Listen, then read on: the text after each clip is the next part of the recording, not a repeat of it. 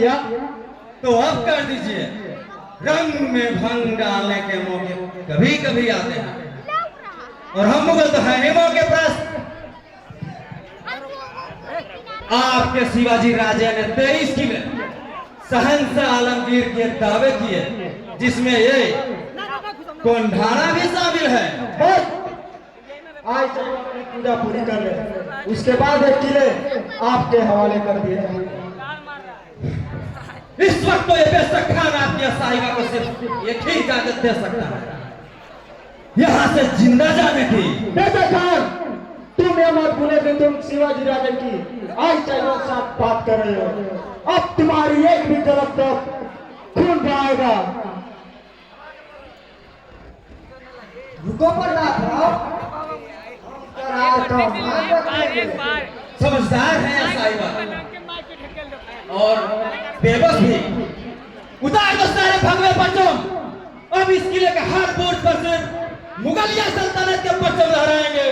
सल्तनत मुगलिया जिंदाबाद, जिंदाबाद। सल्तनत मुगलिया जिंदाबाद। शहंशाह आलमगीर जिंदाबाद।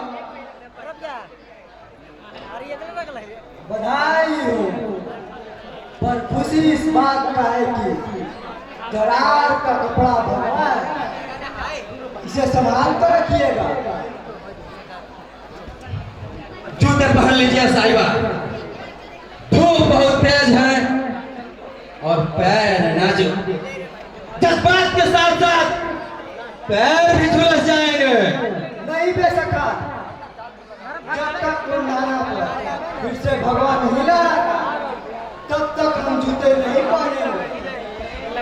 किले के साथ साथ ये जूते भी हमने मुगलों के नाम किए।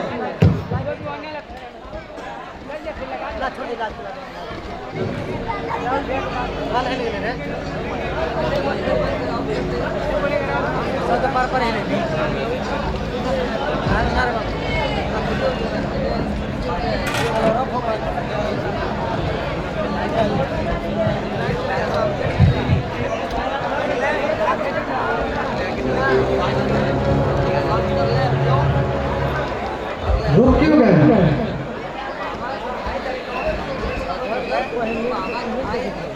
हम मुकम्मल हिंदुस्तान की फतह करने का इरादा रखते हैं। हम चाहते हैं दक्षिणी सरजमी को मुगलिया परचम से ढक दे और इस नजीमो शान फतह का सेहरा उड़ेगा हम तुम्हारे सर बंधा हुआ देखना चाहते हैं।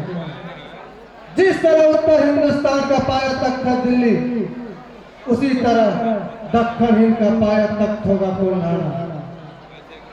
हम आपके जानेसारी और वफादारी से बेहद खुश हैं, इसलिए हम तुम्हें कोंढाणा का किलेदार बनाते हैं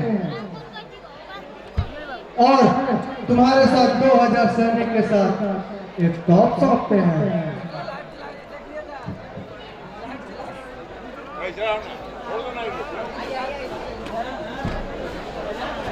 बनाने वाला ने इस तोप का नाम रखा है नागिन।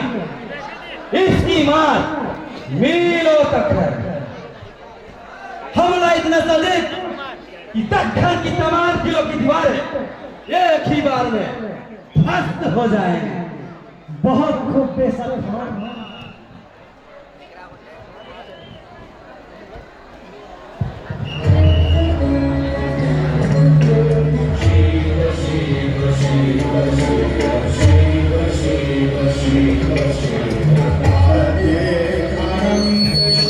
इंद्र स्वीकार बोलो प्रताप राम। बात ही कुछ ऐसी है राजे, जैसे उत्तर का राजधानी दिल्ली वैसे ही दक्षिण का राजधानी कोंढाणा बनाना चाहता है औरंगजेब, और उसके लिए 2000 सैनिकों के साथ उदय भान राठौर को किलेदार बनाकर भेज रहा है। उदय भान नाम से तो मुझे नहीं लगता, उन 35 का खतरनाक है और ऊपर से औरंगजेब का भरोसा भी हासिल। इंसान ही है, शैतान तो नहीं, पर शैतान से कम भी नहीं है। अब तो उसके पास दीन भी है और नागिन भी। एक काम गृह हम खुद करेंगे। नहीं राजे, लाख मरेंगे तो चलेंगे, पर लाखों के पालनहार को कुछ नहीं होना चाहिए। एक और किलेदार है जो है काम अकेले कर सकता है, नाम है तानाजी मालूसरे। निश्चित ही वही भरोसे का तलवार है, पर हम उसे इस वक्त नहीं कर सकते। पर क्यों राजे? जिसके घर में बेटे की शादी की न्योते लेके जा रहे हो, उसे हम खून के खेलने के होली के निमंत्रण नहीं दे सकते। महाराज तानाजी आए हैं।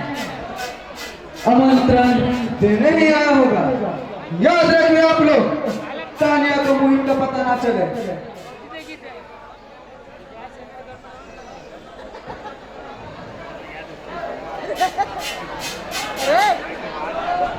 जैसे जैसे स्वराज बढ़ रहा है, वैसे वैसे तुम भी बढ़ रहे तानाजी। विचार करा, जब पूरा हिंदुस्तान अपना होगा तब क्या होगा?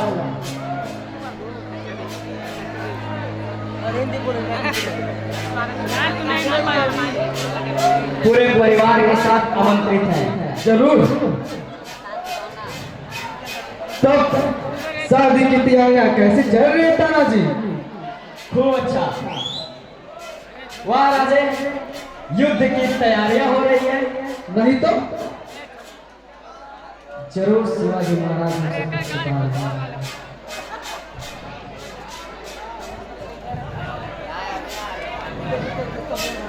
कहाँ भी आओ यार? जी कहिए, कहाँ भी आपके लिए जरूरी बात करनी है।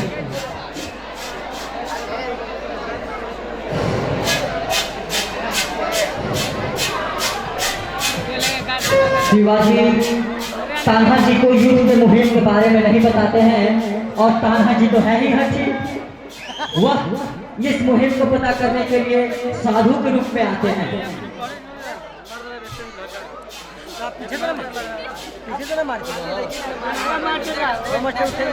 क्षमा करें गुरुवर, मैं आपके स्वागत में नहीं आ पाया। मुहिम की तैयारियां हो रही है। हाँ, उसी उलझन में हूँ। कैसे उलझन? आप ही समझाए आयशा को, मुझे नेतृत्व करने से मना कर रही हैं। हमने तुम पर वार किया तो तुमने अपना दाहिना हाथ आगे किया, अपना सीना नहीं।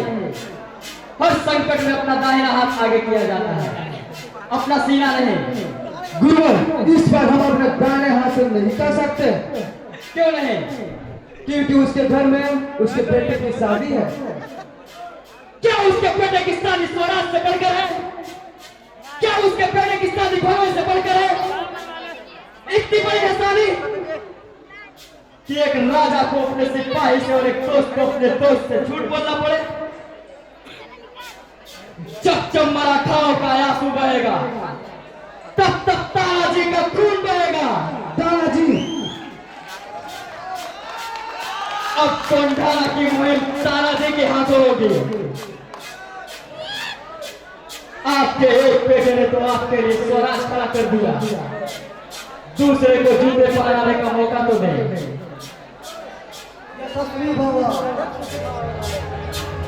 चटम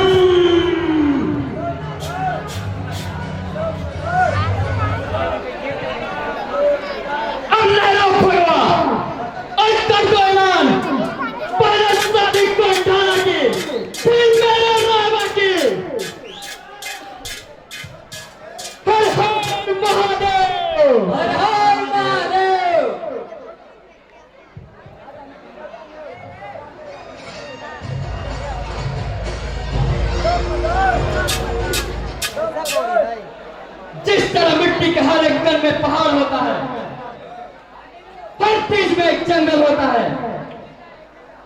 हर सेना में एक तलवार होता है, उसी तरह हर एक मराठा में जुबान लाख लगा था। हर हर महादेव।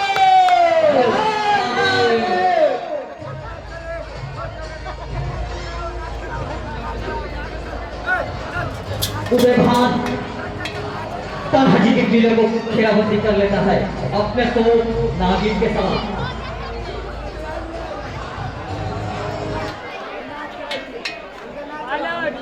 दक्खन में मराठों के सामने उदय खान की पहली जीत।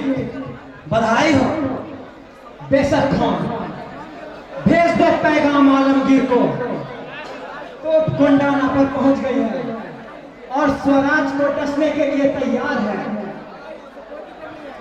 पर हुजूर, पर हुजूर, एक बार औरंगजेब से इजाजत तो ले लेते। हाँ?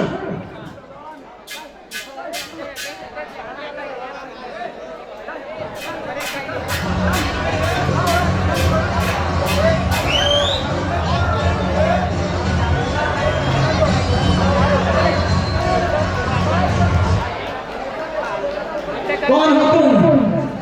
तानाजी मालूसरे। यदि युद्ध में आने से पहले मेरे बारे में जान लेता तो आने की हिम्मत नहीं करता। अगर कोई तुम्हारे सामने खड़ा होकर यह बोले कि मैं तुमसे नहीं डरता, तो या तो वह पागल है या फिर एक मराठा। तो तुम हम मराठा पागल है। स्वराज के लिए, शिवाजी राज्य के लिए, भगवत के लिए। तो मिटा दो आज भगवे का नामो निशान जमीन से और आसमान से। अरे तू क्या मिटाएगा उस भगवे को जिसका ऐलान खुद आसमां करता है? दिन में 2 बार, सूरज उगने से पहले और सूरज ढलने के बाद। तेरी मिट्टी जज्बात से जुड़ी है, मेरी अगर पानी से तू जान ले सकता है, मैं जान ले सकता हूँ।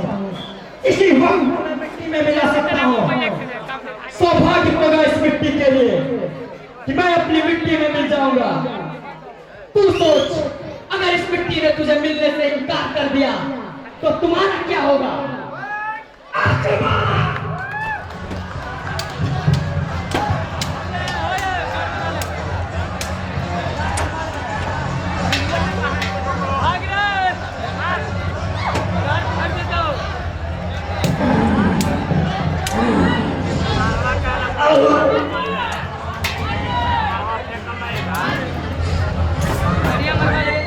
और इस प्रकार तानाजी का दाहिना हाथ कट जाते हैं।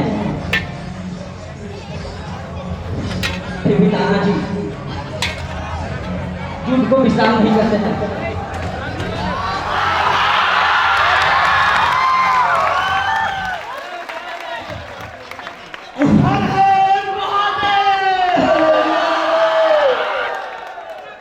और तानाजी इस प्रकार पुनः अपने साम्राज्य को पा लेते हैं इस भगवे के सम्मान में। प्रेम से बोले जितवाहन गोसाई की।